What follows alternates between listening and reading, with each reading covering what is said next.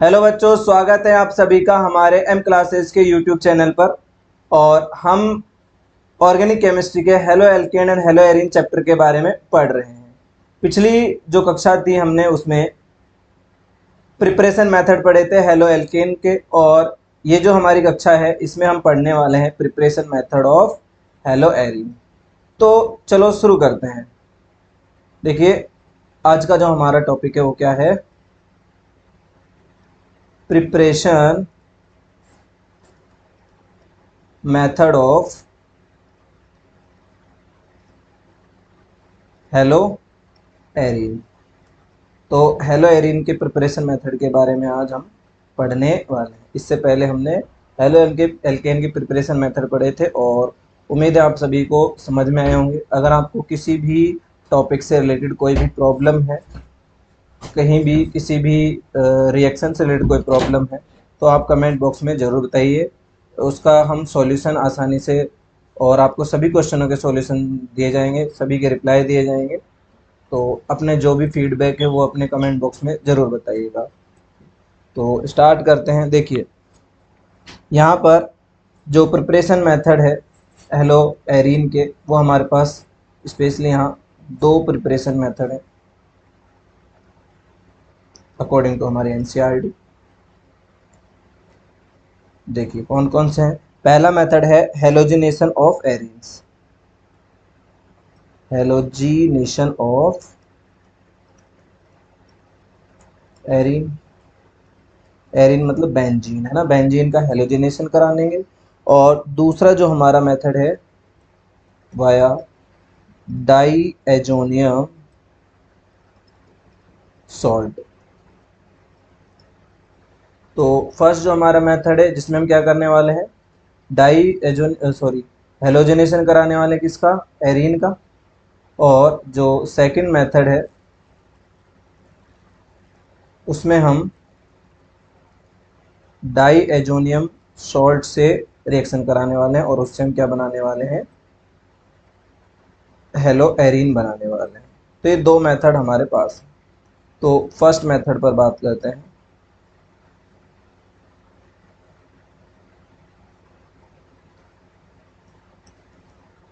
First method है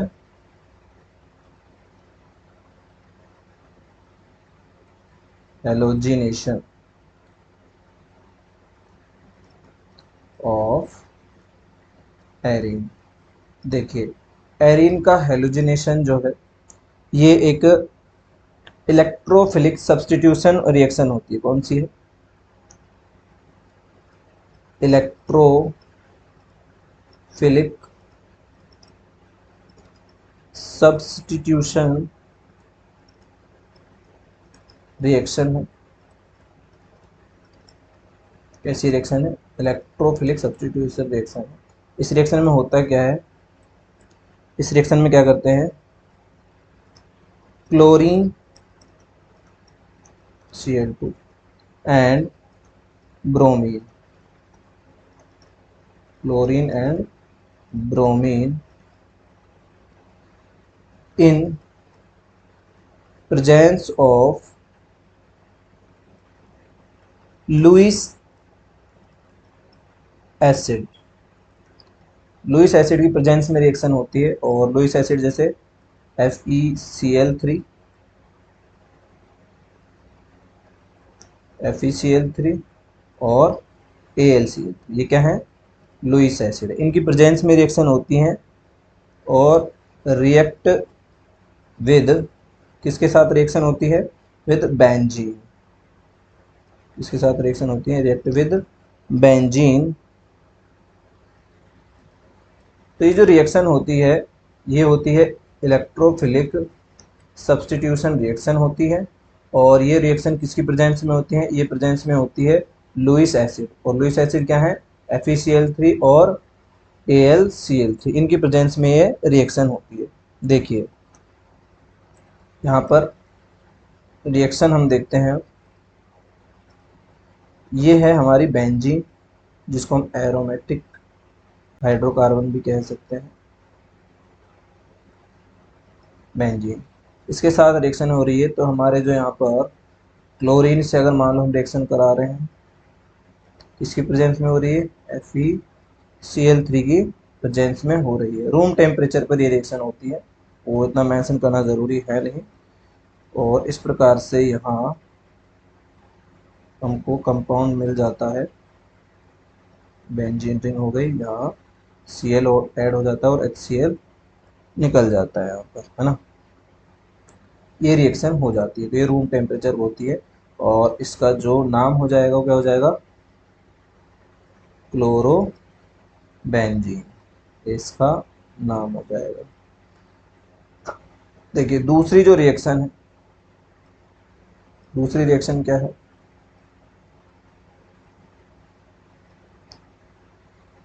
दूसरी reaction है, यहाँ हम ब्रोमीन के साथ रिएक्शन कराने वाले हैं और रिएक्शन किसकी प्रेजेंस में हो रही है, FeCl3। FeCl3 की प्रेजेंस में रिएक्शन हो रही है और रिएक्शन होने से हमको जो कंपाउंड मिलने वाला है वो कौन सा है, ब्रोमोबेंजीन। क्या है, ब्रोमोबेंजीन। साथ में HBr निकल जाता है बाई प्रोडक्ट के रूप में। तो ये दो रिएक्शंस हैं यहाँ पर, एक तरह से हम कह सकते हैं। तो देखिए हाइड्रोजन जो है, हाइड्रोजन का क्या किया जा रहा है, सब्स्टिट्यूशन किया जा रहा है। किसके द्वारा किया जाता है, क्लोरीन के द्वारा। ठीक है, इस तरह से निकल जाता है। तो ये सिंपल रिएक्शन है, इसके बारे में आपको ज़्यादा सिंपल सी रिएक्शन है। देखिए अगर आप थोड़ा बहुत देखना चाहें, आप इलेक्ट्रोफिलिक के बारे में देखना चाहें, तो देखो यहाँ पर क्या होगा कि जो ये Cl2 है, ये यहाँ पर इन दोनों के बीच का जो बॉन्ड है ये ब्रेक होगा। तो यहाँ पर क्या होगा, एक Cl माइनस और एक Cl प्लस बनेगा, है ना। ऐसे ही जो यहाँ पर बेंजीन है ना, ये बेंजीन है, तो बेंजीन का भी जो ये यहाँ पर हाइड्रोजन होता है वो यहाँ से अलग होता है और फिर जब ये अलग होता है तो इस बेंजीन रिंग पर आ जाता है नेगेटिव चार्ज यहाँ पर और H प्लस बाहर निकल जाता है। तो अब ये जो क्लोरीन आपको दिख रहा है जिस पर प्लस चार्ज है, इसको इलेक्ट्रॉन चाहिए, क्या चाहिए, इलेक्ट्रॉन चाहिए, इसलिए इसको इलेक्ट्रोफिलिक, तो ये इलेक्ट्रोफिलिक ग्रुप है जो अटैक करता है बेंजीन पर यहाँ पर आपको ये नेगेटिव चार्ज दिखा रहा होगा जो शो कर रहा है कि बेंजीन पर इलेक्ट्रॉन डेंसिटी ज़्यादा है इस कार्बन पर, और इस क्लोरीन को इलेक्ट्रॉन चाहिए तो वो यहाँ पर आते हैं।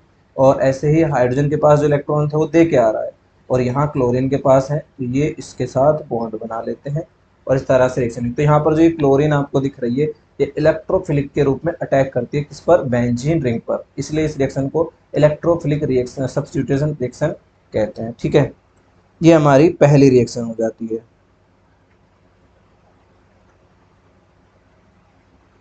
और यहाँ पर देखो जो फ्लोरिनेशन है ना, यहाँ पर फ्लोरिनेशन हो नहीं सकता, क्या नहीं हो सकता, fluorination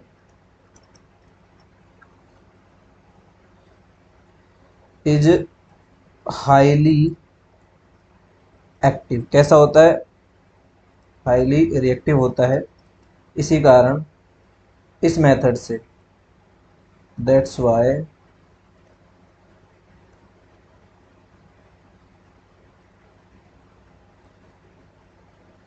that's why fluorobenzene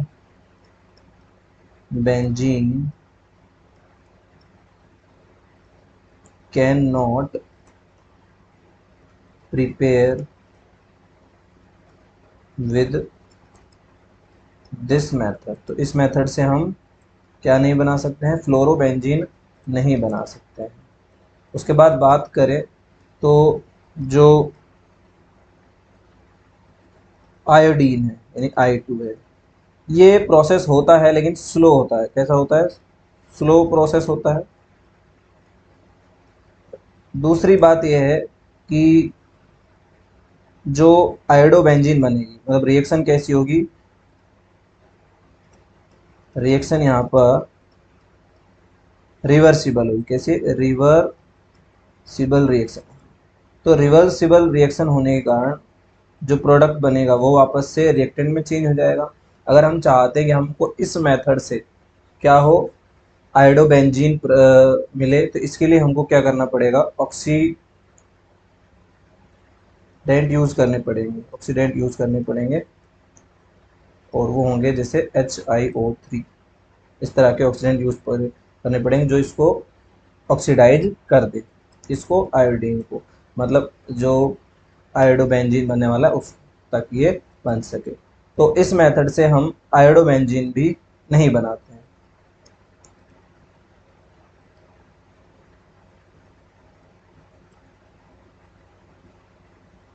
we do not prefer for iodobenzene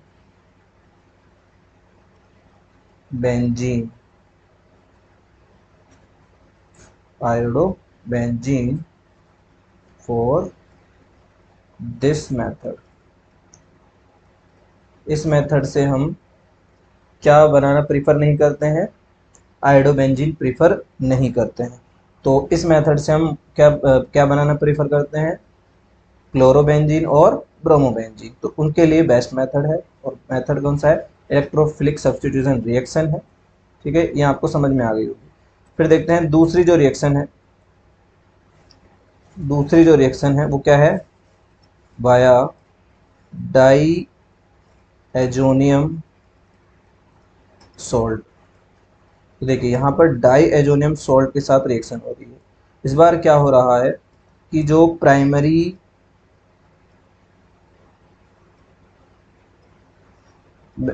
aniline है, क्या है, एनिलीन, यहाँ पर क्या होता है, ये एनिलीन, ये यहाँ पर एनिलीन है, या इसको प्राइमरी एमीन भी कह देते हैं, प्राइमरी एमीन या एनिलीन, एनिलीन कह लो या प्राइमरी बेंजेमीन, बेंजेमीन,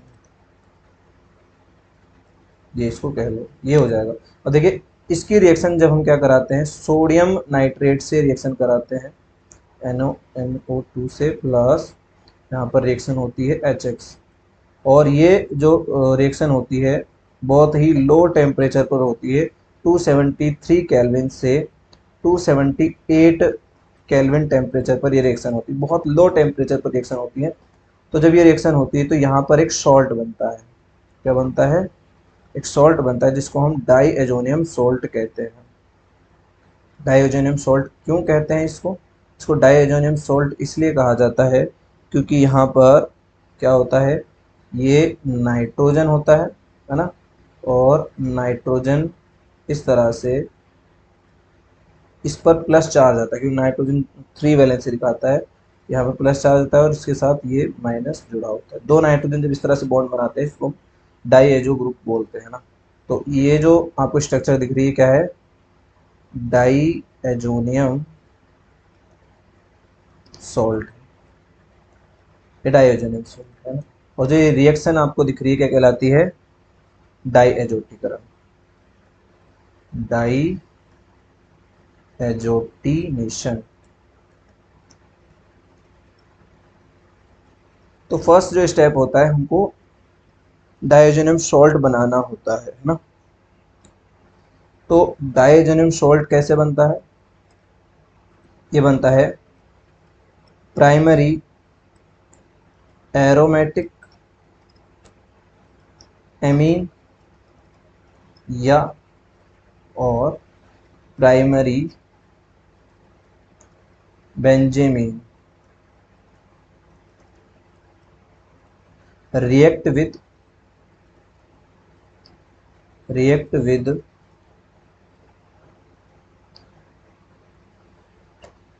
नाइट्रस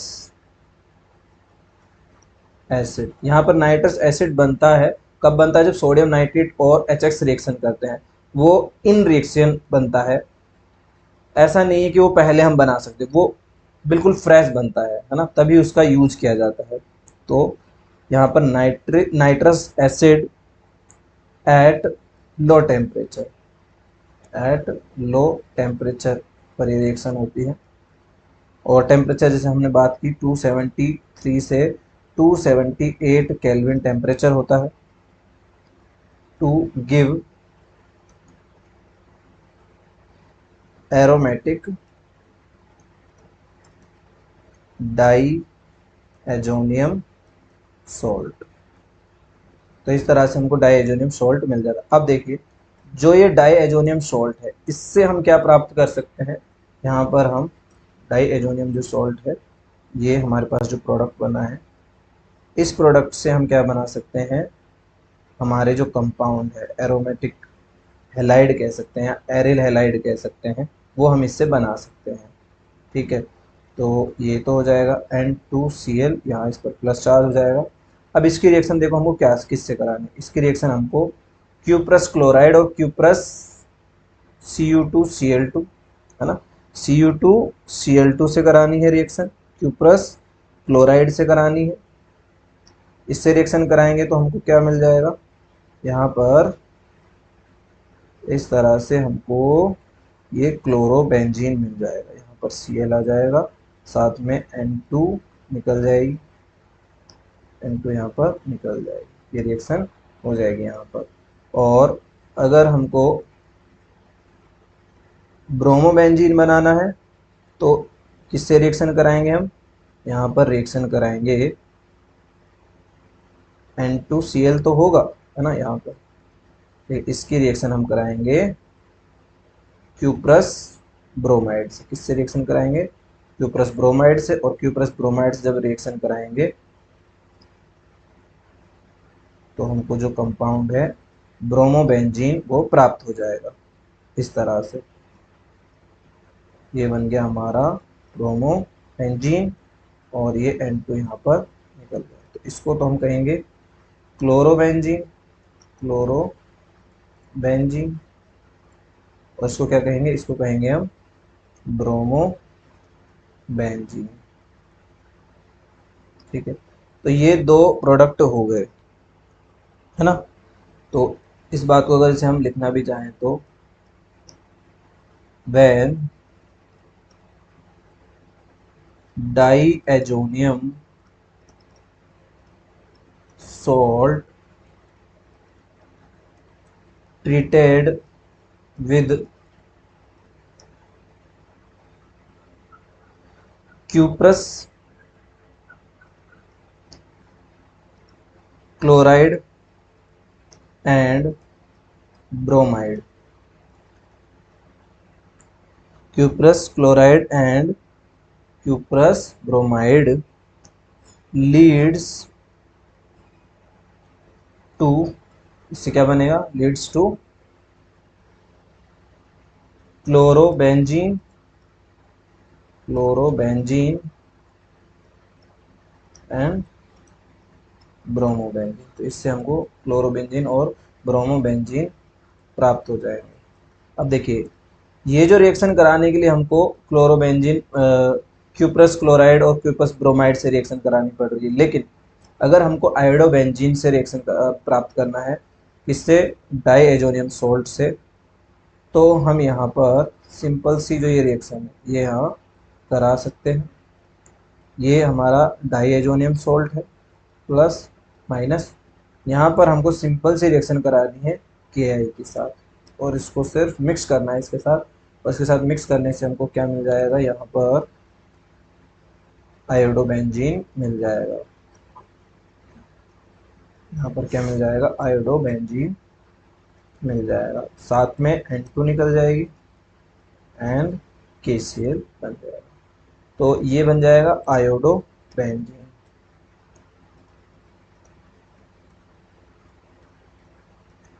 तो इस तरह से देखिए, हमने आयोडोबेंजीन बना लिया, हमने ब्रोमोबेंजीन बना लिया, क्लोरोबेंजीन बना लिया। किससे बनाए हैं हमने, ये बनाए हमने डाईएजोनियम सोल्ट से, है ना। तो for iodobenzene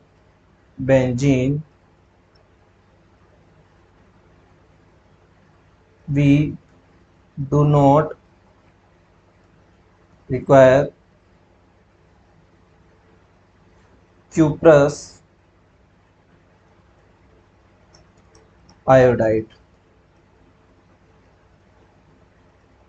reaction happen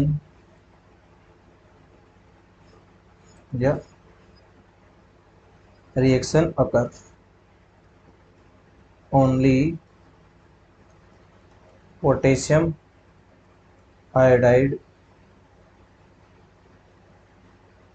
with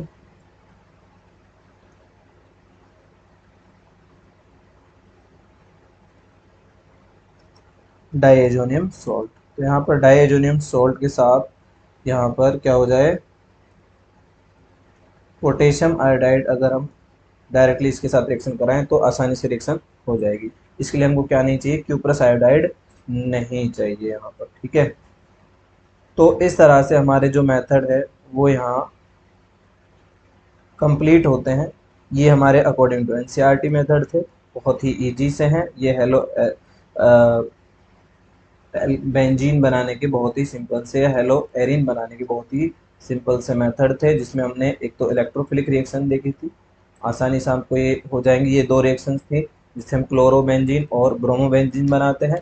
और देखिए इसमें क्या होता है, यहाँ पर हम फ्लोराइनेशन नहीं करा सकते। क्यों नहीं करा सकते, बहुत ज़्यादा रिएक्टिव होती है, इस मेथड से नहीं करा सकते। और यहाँ पर आयोडाइनेशन भी नहीं कर सकते, क्यों, क्योंकि यहाँ पर रिवर्सिबल रिएक्शन है, और रिवर्सिबल रिएक्शन है तो प्रोडक्ट जो बनेगा वो आपस से रिएक्टेंट में चेंज हो जाएगा, है ना। तो इस मेथड से ये भी नहीं हो सकता। लेकिन यहाँ हम जो डायोजेनियम सॉल्ट है उसका फॉर्मेशन करेंगे सबसे पहले, तो डायोजेनेशन हो जाएगा। और उसके बाद फिर हम क्यूप्रस क्लोराइड के साथ डायोजेनियम जो सॉल्ट है इसकी रिएक्शन कराने पर क्लोरोबेंजीन ब्रोमोबेंजीन बना सकते हैं। और विदाउट क्यूप्रस क्लोराइड के ओनली पोटेशियम आयोडाइड के साथ हम आयोडोबेंजीन भी बना सकते हैं, ठीक है। तो इस तरह से ये रिएक्शन यहाँ कंप्लीट हो जाती है। तो देखिए यहाँ पर एक एनसीईआरटी का एक एग्जाम्पल है, उसको हम यहाँ डिस्कस कर लेते हैं। एग्जाम्पल 6.3, ये जो हमारे हेलो एल्केन से रिलेटेड जो प्रिपरेशन मेथड्स है उनसे रिलेटेड है ये, तो उसके बारे में डिस्कस कर लेते हैं एक बार। एक मिनट वेट कीजिए।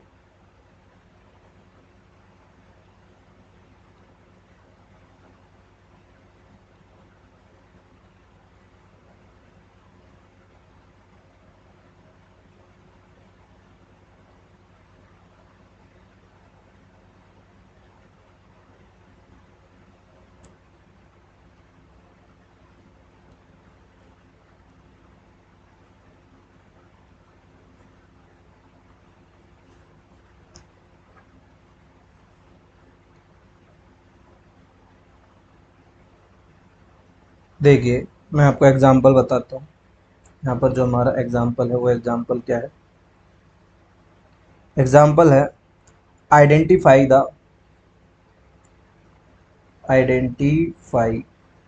The all possible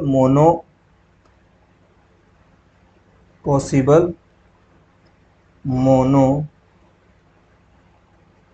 chloro structural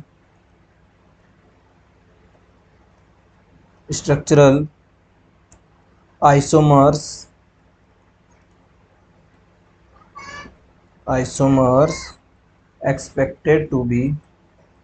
expected to be formed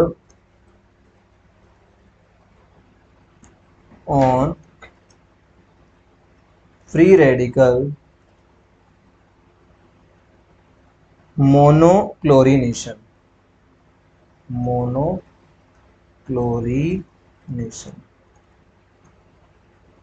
of, हमारे पास ये स्ट्रक्चर दी हुई है कि हमको क्या करना है, इसका मोनोक्लोरिनेशन कराना है।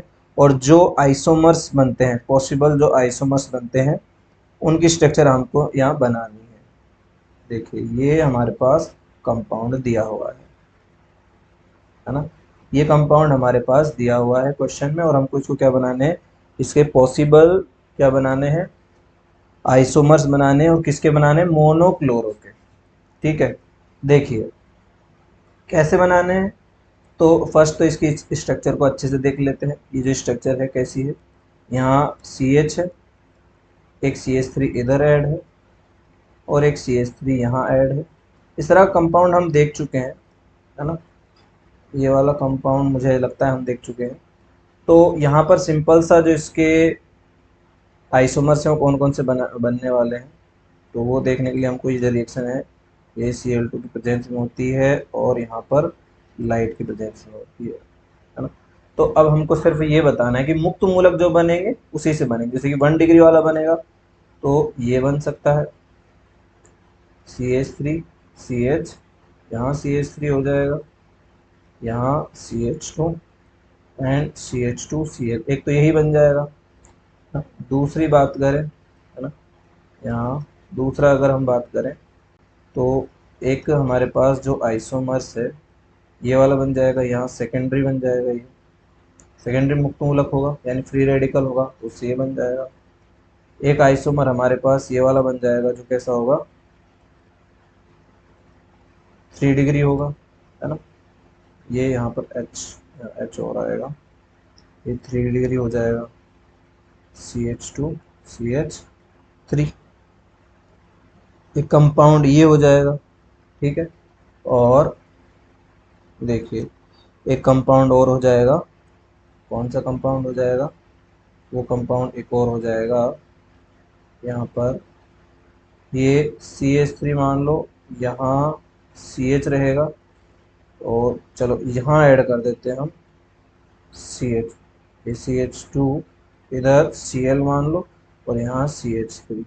ठीक है, ये CH2 CH3, तो ये 4 हमारे पास आइसोमर्स बन जाएंगे। IUPAC नामकरण भी हम कर देते हैं। जैसे इसका नामकरण क्या हो जाएगा, 1 2 3 एंड 4, तो ये हो जाएगा 1 क्लोरो 2 मैथिल, 1 क्लोरो 2 मैथिल, कितने कार्बन के हैं, 4, तो ब्यूटेन।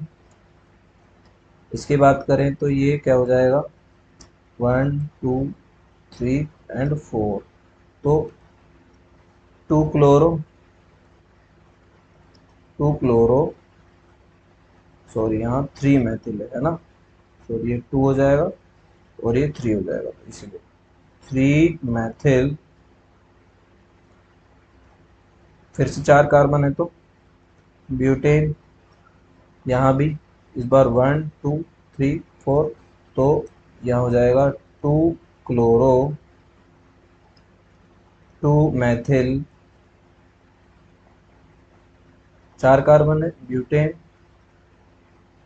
और यहाँ एक और हो जाएगा, ये वाला क्या हो जाएगा, यहाँ 1 2 3 4, तो 1 क्लोरो 2 मैथिल ब्यूटेन। तो इस तरह से हमारे पास 4 आइसोमर्स आ जाएंगे और ये सारे ही सारे फ्री रेडिकल पर डिपेंड करेंगे, जहाँ फ्री रेडिकल होगा उससे रिएक्शन हो जाएगी। तो ये वाला हमारा जो 6.3 एग्जाम्पल था NCERT का, वो भी हमने यहाँ एक्सप्लेन कर लिया है। ठीक है, तो आज की क्लास यहाँ ख़त्म करते हैं। कल हम यानी कि नेक्स्ट जो क्लास होने वाली है उसमें हम halo alkane and hello arene के फिजिकल जो प्रॉपर्टीज़ है उन पर डिस्कस करेंगे। अगर आपको ये क्लास पसंद आए, आपको इस क्लास से कोई हेल्प मिल रही है, प्लीज़ चैनल को लाइक एंड सब्सक्राइब कीजिए और हमसे कंटिन्यू जुड़े रहिए। Thank you.